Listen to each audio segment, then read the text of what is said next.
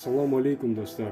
Бүгінгі тақырып денсаулыққа арналмақ. Жүгіру қарапайым әрі денсаулыққа пайдалы, ең бастысы көбісіне қолжетімді дене шынықтырудың түрі. Кез келген жерде жүгіруге болады. Ал қанекей, күнделікті жүгірістен кейін организмде қандай өзгерістер болатынын көргіңіз келсе, видеоны соңына дейін көріңіз. Қызық болатынына кепілдік беремін. Айтпақшы достар, арнама жазылып, қоңыраушаны басып қойыңыз. Жаңадан шығатын бейне материалдарымды өткізіп алмаңыз. Күнделікті жүгіру сіз үшін қиын болуы мүмкін. Егер де өз денсаулығыңызды қолыңызға алғыңыз келсе, сіз керісінше жүгірудің арқасында мынандай бонустарды алуыңыз әбден мүмкін. Ендеше кеттік. Жүгіріп келгеннен кейін көңіл күйіңіз көтеріңкі болады. Ғалымдардың зерттеуіне сүйенсек, 30 минуттық жүгірістің өзі жеткілікті. Күйзеліске түсіп кетсеңіз жүгіріңіз. Нәтижесін көресіз. Жүгіргенде дене пішініңіз қалаған формаңызды қалыптасу үшін атлеттерге ұқсап жылдам жүгіру шарт емес. Оған қоса ұзақ уақыт жүгірсеңіз, кез келген іске шабытыңыз ашылып, немесе жүгірушінің эйфориясы іске қосылады. Организмде эндорфиндар бөліне бастайды. Дене бітімдегі біраз калорийді ертесіз. Жүгіру көптеген калорийді қажет етеді. Мәселен, салмағы 70 келілік жүгіруші 1 шақырымға 6,5 минут шамасында 12,2 килокалорий жұмсайды. Жарты сағатта 366 килокалорий жағып, жазық далада желге қарсы тауға, қырға жүгіру барысында одан да көп килокалорий жұмсауы мүмкін. Осының салдарынан екі тізеңіз күшейіп, мықты болады. Ғалымдардың зерттеуінше жүгіріп, спортпен шұғылданбайтын адамдарға қарағанда спортшылар остеоартрит және тізе ауруларымен ауырмайды. Оның барлығы жиі жүгіріп тұрғаннан кейін денедегі салмақты реттеп тұру қадағалайды. Жүгіру кезінде табан мен толықтай жерге тигізген кезде сіңірлеріңіз бен бұлшық ет жағымды күйзеліске ұшырап, бейімделіп, аяғыңыздың бұлшық еті мен сүйектерін күшейте бастайды. Жүгіріске қарағанда жаяу жүргінші, жүзуші және аса күш түспейтін спорт түрлерінде аяқтың бұлшық етінің дамуына аса үлес қоспайды.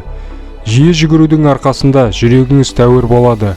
Ауада теңселіп қозғалу салдарынан жүрек қан тамыр жүйесі жақсарады. Ол үшін ылғи да ұзақ жүгірудің қажеті жоқ. Жүрек қан тамырлары ауруларын жою үшін 10 минуттық бір бағыттағы жүгіріс жеткілікті. Бірақ ол үшін күнделікті жүгіріп тұрған абзал. Жүгірістің арқасында миыңыз нәтижелі жұмыс істей бастайды.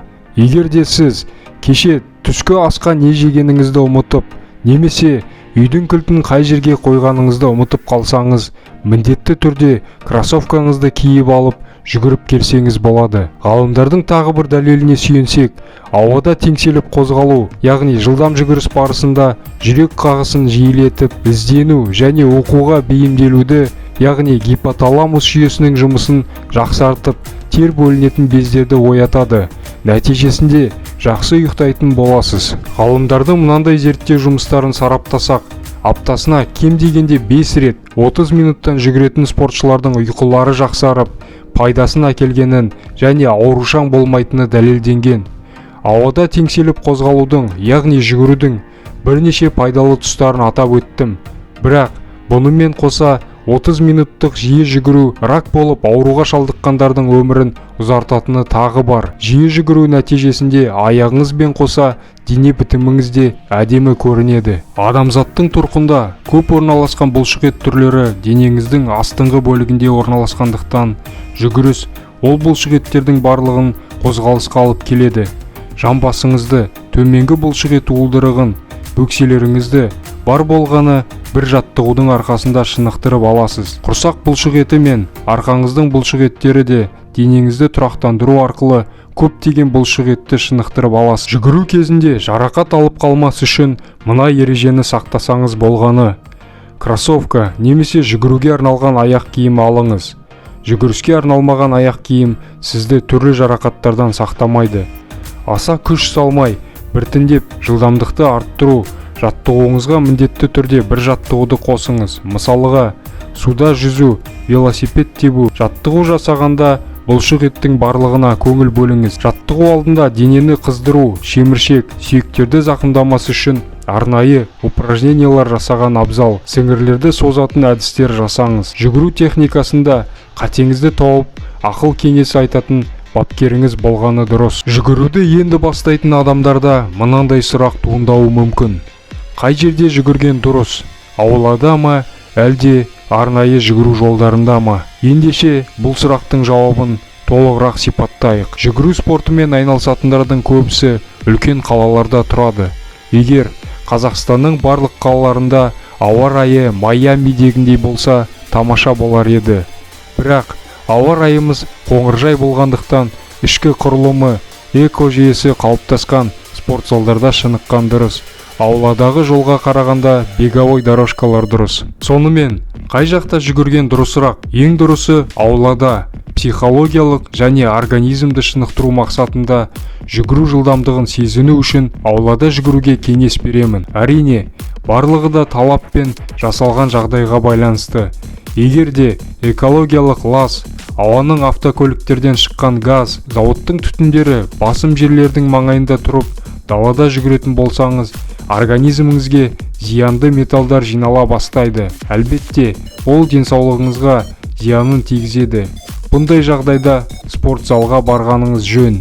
Егер де парктың маңайында тұратын болсаңыз, организміңізді пайдалы оттегі мен пайдалы фитонцидтерді қанықтыру үшін таза ауада жүгіруге кеңес беремін.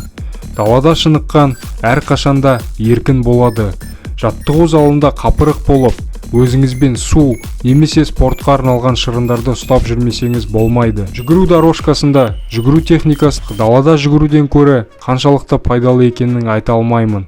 Егер де ауа райы жаттығу жасауыңызға қолайсыз болса, онда жүгіру дорожкасы көмекке келетін құрал. Ал сіз жүгіріп тұрасыз ба? Сізге спорт залда жүгірген ұнайды ма? Әлде аулада жүгірген дұрыс па?